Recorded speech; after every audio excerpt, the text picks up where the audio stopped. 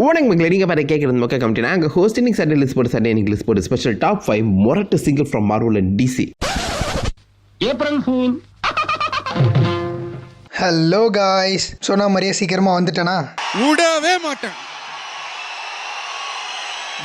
மாட்டேன். அப்புறம் என்னடா இது அடுத்தடுத்து நருட்டோ வீடியோவே போட்டுட்டு இருக்கானே, இவனுக்கு என்ன ஆச்சுன்னு தானே யோசிச்சுட்டு இருக்கீங்க. யாப்பா அப்படியெல்லாம் ஒன்றும் இல்லையே. இதெல்லாம் நான் ஆல்ரெடி ஸ்கிரிப்ட் எழுதி பேசி வச்சுட்டேன். அதனால அடுத்தடுத்து ஒரு 2-3 வீடியோஸ் நருட்டோ பற்றியே வந்துட்டு இருக்கும். அதுக்கப்புறமா நிறைய இன்ட்ரெஸ்டிங்கான வீடியோஸ் எல்லாமே நான் ஒன்று பேக்கப் பண்ணி எழுதிட்டு இருக்கேன். சீக்கிரமாகவே ஒன்று வந்துடும். கன்சிஸ்டண்டாக இருக்க நான் ட்ரை பண்ணுறேன். ஏன்னா இப்போ தான் கொஞ்சம் உடம்பு ஒழுங்காக இருக்குது. அது ஃபுல் ஃபார்மில் இருக்கும் போதே நானும் நல்லா ஒர்க் பண்ணிடுறேன். ஓகேவா? கோலவிரியம்மா, ராஜகாளியம்மா, பாளையத்தாயம்மா, பங்காரு மாயம்மா. பெரிய கட்டபொம்மன் சிவாஜி மாரியத்தோல் வந்து முருகனை கும்பிட்டுக்கிட்டு இருக்காரு. போனாயா அந்த பக்கம்? சரி, ரைட்டு, ஸ்ட்ரைட்டாக வீடியோக்குள்ளே போயிடலாம். Intro role.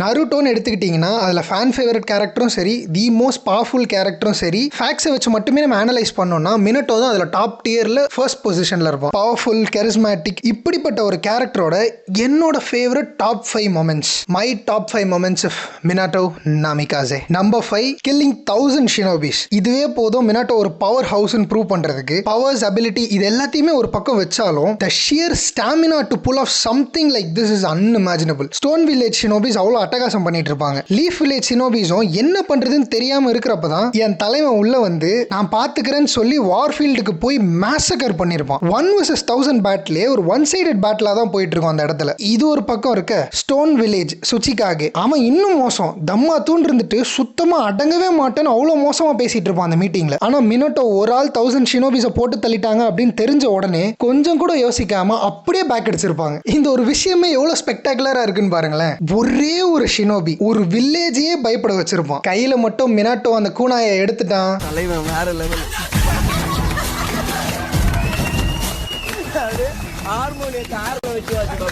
Number 4, Minato vs Raikage and killer B. இந்த 2 பேர் பேரை சொல்லும் போதே தெரியும் அவங்க எவ்வளவு பவர்ஃபுல். வெறும் அவங்களோட பிசிக்கல் ஸ்ட்ரென்த்தே இட்ஸ் அன்இமேஜினபிள். ரைகாகே அவர் ஈஸியா லைட்டோட ஸ்பீடான ஒரு person, plus lightning element use பண்ற ஒரு பீஸ்ட். அப்படியே இந்த பக்கம் கில்லர் பி 8 டெயில்ஸோட பெர்ஃபெக்ட் மேனிஃபெஸ்டேஷன்ல இருக்கிற ஒரு ஜின்சுரிக்கி தான் கில்லர் பி. அண்ட் கில்லர் பியோட ஒரு பவர் டெமான்ஸ்ட்ரேஷனுக்கு ஏகப்பட்ட எக்ஸாம்பிள் சொல்லலாம். அதுல ஒரு பெரிய எக்ஸாம்பிள் தான் சாஸ்கேவை அடிச்சு தொங்க விட்டு இருந்திருப்பான். இப்படி 2 பீஸ்ட் கூட தான் மினாட்டோ சோலோ பண்ணுவான். அண்ட் ஆப்வியஸ்லி யூ நோ இதுவுமே ஒன் சைடட் பேட்டிலா தான் இருக்கும். ரைகாகே லைட்டோட ஸ்பீடுக்கு ஆன் பார்ல இருக்கிற ஒரு ஷினோபி. மினாட்டோ மூஞ்சிலேயே குத்த வருவாரு. ஆனா அவர் கை மினாட்டோட முகத்துக்கிட்ட வர்றதுக்கு கொஞ்சம் மில்லிமீட்டர் வரைக்கும் கேப் விட்டுட்டு அங்க இருந்து டெலிபோர்ட் ஆவான். மினாட்டோட ஸ்பீட் எந்த அளவுக்கு எக்ஸ்பெனன்ஷியலா இருக்கோ அதை விட அவன் ஸ்விஃப்டா யோசிக்கிறதும் ஸ்விஃப்டா ரியாக்ட் பண்றதோட ஸ்பீட் இன்னும் எக்ஸ்பெனன்ஷியலா இருக்கும். ஸோ மினாட்டோவை நம்ம என்ன பண்ணாலும் டிஃபீட் இல்ல சமாளிக்க கூட முடியாது அப்படின்னு ரைகாகேக்கும் சரி கில்லர் பிக்கும் சரி தெரிஞ்சு அங்க இருந்து பேக் அடிச்சு ஓடி வந்துருவாங்க. ஒரே ஷினோபி தான், ஆனா 8 டெயில்ஸ் அண்ட் ரைகாகே இவங்க 2 பேரையுமே ஈஸியா சமாளிச்சு அங்க இருந்து அனுப்பியும் விட்டு இருந்திருப்பான். Number 3, perfect family man. அவன் குஷினா கூடயும் ஜிராயா கூடயும் ஸ்பெண்ட் பண்ற டைம் எல்லாமே அவ்வளோ பியூட்டிஃபுல்லான மெமரிஸா இருக்கும். ஏன்னா சின்ன வயசுல குஷினாவை எல்லாருமே புள்ளி பண்ணும்போது மினாட்டோ மட்டும்தான் உன்னோட ஹேர் எனக்கு ரொம்ப பிடிச்சிருக்குன்னு சொல்லுவான். ஸ்கூல்ல இருந்தே அவங்க லவ் ஸ்டார்ட் ஆயிருந்திருக்கும். எவ்ரி டைம் குஷினா ரொம்ப கிறுக்குத்தனமா ரொம்ப கூஃபியா பிஹேவ் பண்ணும் போதெல்லாம் மினாட்டோ அதை அவ்வளோ அழகா ஹேண்டில் பண்ணுவான். அது போக ஜிராயாவோட புக்ல இருந்த கேரக்டர் பேர் தான் நருட்டோ. அந்த பேரை தான் மினாட்டோ அண்ட் குஷினா 2 பேருமே சேர்ந்து டிசைட் பண்ணி அவங்களோட சன்னுக்கும் நருட்டோன்னு பேர் வச்சிருந்திருப்பாங்க. அண்ட் மினாட்டோ ஃபேமிலி மெம்பர்ஸா நினைச்ச இன்னும் ஒரு 3 பேர் தான் கக்காஷி, ஓபிட்டோ அண்ட் ரின். இவங்க 3 பேரையுமே அவ்வளோ அழகா பார்த்துட்டு இருந்திருப்பான். இவங்க 4 பேருமே ஒரு எனிமியை என்கவுண்டர் பண்ணும்போது கூட அவனோட ஷோல்டர் பேக்கை கழட்டி மினாட்டோ கீழே போட்டிருப்பான். அந்த ஷோல்டர் பேக் தரையை டச் பண்றதுக்கு முன்னாடி அந்த ஷினோபியை சர்கையாமாலா பண்ணியிருப்பான். அது போக கக்காஷியோட ஒரு கூனாயை கிஃப்ட் பண்ணி உனக்கு ஏதாவது ஒரு பிரச்சனைனா நான் எங்க இருந்தாலும் உன்னை தேடி வந்திருப்பேன் அப்படின்னு ஒரு ப்ராமிஸையும் பண்ணியிருந்திருப்பான். So the time which Minato spends with his family members and friends are கோல்டுங்க.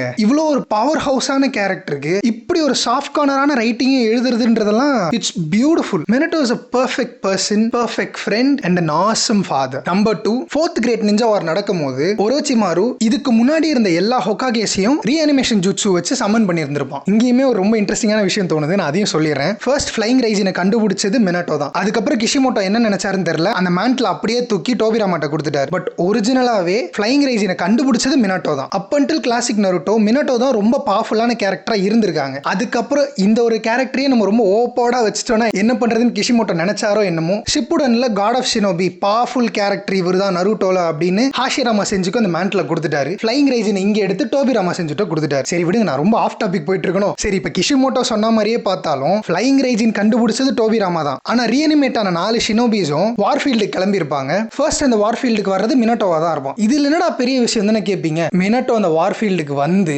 Tail Beast பாம்பை டெலிபோர்ட் பண்ணிட்டு நருட்டோ கிட்டயும் சாக்குரா கிட்டயும் கொஞ்ச நேரம் பேசிக்கிட்டு இருப்பான். ஒரு ஹியூமர் ட்ராக் கூட அந்த பக்கம் ஓடிட்டு இருக்கும். இவ்வளவு நடந்ததுக்கு அப்புறம் தான் அந்த மிச்ச 3 ஹோகாகேஸும் இங்க வந்திருப்பாங்க. ஒரு வார் நடக்கும் போது ஒரு 2 செகண்ட் கூட அவ்வளவு ப்ரெஷியஸான டைம். இங்க என்னடான்னா ஃப்ளையிங் ரைஜின் யூஸ் பண்ற 2 சிமிலர் பர்சன்ஸே ஒரு இடத்துக்கு வர்றதுக்கு ஒரு 4 நிமிஷம் டைம் கேப் இருக்குன்னா, வெல் மினாட்டோட பவருக்கு நம்ம எப்படி கால்குலேட் பண்றதுன்னு எனக்கு தெரியல. மினாட்டோ வந்து நருட்டோ யூனிவர்ஸோட ஒரு சானிக் த ஹெட்ஜாக் மாதிரி ஆக்கிற வேண்டியதுதான். நம்பர் 1 பாக்குறதுக்கு முன்னாடி ஒரு ஆனரரி மென்ஷன் இருக்கு, மினாட்டோ vs ஒபிட்டோ. ஏன்னா இது ஆல்ரெடி நம்ம இப்பதான் பார்த்தோம். அண்ட் இந்த ஃபைட்ல மினாட்டோவும் செத்து இருந்திருப்பான். அதனால தான் நான் ஆனரரி மென்ஷன்ல தூக்கி போடுறேன். நான் இதுக்கு முன்னாடி அந்த கம்பேரிசன் பண்ணி இதுக்கு முன்னாடி போட்ட மினாட்டோ vs மாட்ரா வீடியோல ஒபிட்டோட மாங்கக்கியோ ஷரிங்கன் அபிலிட்டி என்னன்றதை கண்டுபிடிக்கிறதுக்கு மினாட்டோக்கு இருந்தது நாட் ஈவன் a செகண்ட். அங்க லீஃப் வில்லேஜ் 9 டெயில்ஸ் அட்டாக் பண்ணிட்டு இருக்கோம். அண்ட் குஷினா இன்னும் சாகல, அவ்வளவுதான். அவங்க உடம்புல வேற எதுவுமே இருக்காதுன்ற அளவுக்கு அவங்க எனர்ஜி அவ்வளோ ட்ரெயின் ஆகி அவங்க சாக்கரா அவ்வளோ ட்ரெயின் ஆயிருக்கும். இப்படி ஒரு ஸ்டேட்ல ஒபிட்டோட மாங்கக்கியோ ஷரிங்கன் அபிலிட்டி என்னன்றதை கண்டுபிடிச்சு அவனுக்கு ஒரு ரசங்கனையும் போட்டு அடிச்சு அனுப்பி விட்டு இருந்திருப்பான். இந்த சேனலோட கமெண்ட் செக்ஷன்லயே ஒருத்தர் கேட்டிருந்தாரு, மினாட்டோட ரசிங்கன் ஒபிட்டோவே ஒன்றும் பண்ணல,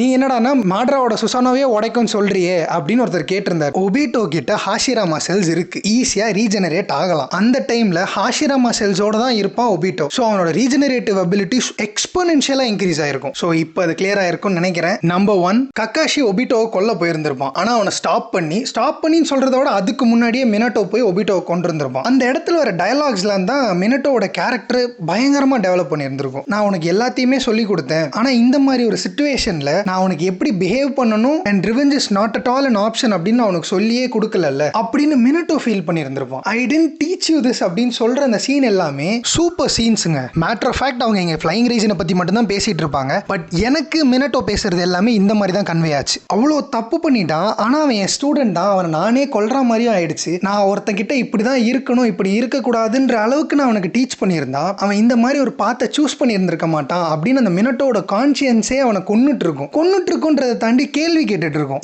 ஏகப்பட்ட எமோஷனல் மூமெண்ட்ஸ் அந்த இடத்துல இருக்கும். நருட்டோ கடைசியா மினாட்டோ, அதாவது அவங்க அப்பா கிட்ட கடைசியா பேசுற டைம் அங்க அவ்வளவு எமோஷனலா இருக்கும். எல்லாமே ஒரு எண்டுக்கு வந்துருச்சு, ஒரு க்ளோஷருக்கு வந்துருச்சு. இதுக்கப்புறம் என்ன பண்ணலாங்கிற அந்த எம்டினஸ் எல்லாரையுமே உலுக்கி இருக்கும். ஆனா எனக்கு ஒபிட்டோ கிட்ட மினாட்டோ பேசுற இந்த டயலாக் அன்பிலீவபிள் மேன். ஒரு கேரக்டரை ஒரு ஆத்தர் எங்க ஸ்டார்ட் பண்ணி அதை எப்படி கொண்டு போய் முடிச்சிருக்காருன்றதே இட்ஸ் ஃபேசினேட்டிங் ஃபார் மீ. ஏன்னா சின்ன வயசுல இருந்து he is one of the brilliant kids. He is so powerful. ஏன்னா 9 டெயில்ஸே கிட் மினாட்டோவை பிரைம் ஹாஷிராமா கூட கம்பேர் பண்ணி இருந்திருக்கும். Minato is a genius, he is a strategist, he is a mastermind behind all of the strategies. இப்படி இருக்கிற ஒரு person தான் சாஃப்டாவும் கைண்டாவும் லவ்விங்காவும் அவன் ஃபேமிலி அவன் கிட்ஸ்க்காக என்ன எக்ஸ்ட்ரீமுக்கு வேணா போகிற ஒரு நார்மல் பர்சனாவும் அவன் தான் இருப்பான். இப்படி ஒரு கேரக்டரை யோசிச்சு அதை எழுதுற ஒரு அழகு இருக்கு தெரியுமா, அதுக்கு ஒரு க்ளோஷர் கொடுக்கணும் அப்படிங்கிற ஒரு தாட்டம் இருக்குல்ல. Hats off to Kishimoto and thanks for giving us all this magical story Kishimoto.